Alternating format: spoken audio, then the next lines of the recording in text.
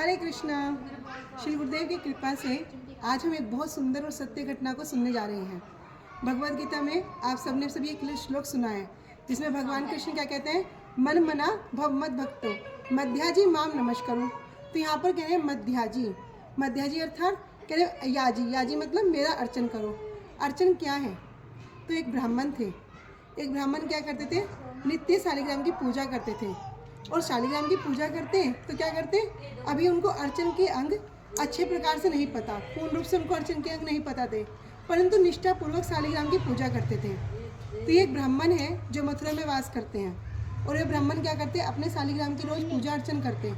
उनका एक नियम था, उन्होंने एक प्रतिज्ञा ले रखी थी कि क्या कि रोज सुबह ब्रह्म मुहूर्त में जाकर जमुना जी में स्नान करेंगे और आकर जमुना जी के जल से ही भगवान का अर्चन करेंगे।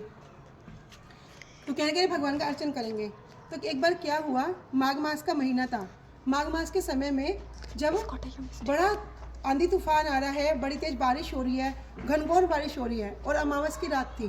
तो उसमें क्या हुआ, कहीं ब्रह्म मुहूर्त हो ना जाए और मेरी प्रतिज्ञा का खंडन ना हो जाए, इसी कारण से उन्होंने क्या किया, रात में ही स्नान के लिए चले गए।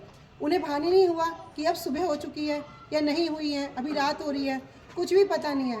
रात में ही माघ मास में अंधेरे में पूरा स्नान के लिए चले गए। जब यमुना जी में स्नान किया, स्नान करके क्या, यमुना जी का जल बिल्कुल शीतल, बिल्कुल ठंडा, और उस ठंड में क्या है, पूरे ठिठुर रहे हैं, शरीर भी स्वस्थ नहीं है। और यमुना जी में स्नान करके वापस आ रहे हैं, चारों तरफ अंधेरा ही अंधेरा। इतने में क्या हुआ, मन में विचार आया कि क्या मैं जाकर आज अपनी नियम सेवा कर पाऊंगा, क्या मैं जो मेरी नियम सेवा है, जो मैं ठाकुर का अर्चन है वो कर पाऊंगा। तो क्या करते हैं, मन में विचार करने लगे। इतने में क्या देखते हैं, कोई एक व्यक्ति लालटेन को लेकर उनकी तरफ आ रहा है। तो वे सोचने लगे कि कौन हो सकता है।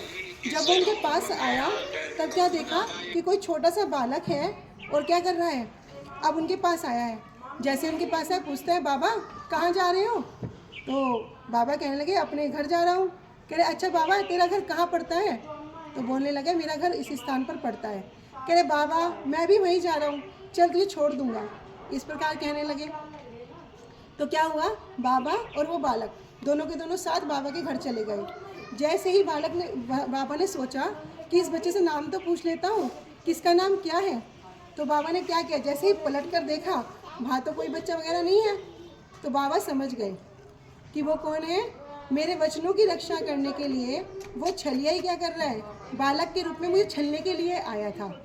तो जब कोई भी पूरा निष्ठापूर्वक, श्रद्धापूर्वक भगवान की अर्चन पूजन करता है, भगवान की सेवा करता है, अपने सुख की, अपने दुख की चिंता ना करते हुए, यही क्या है, यही भगवान के लिए अर्चन हो गया। हरे कृष्णा।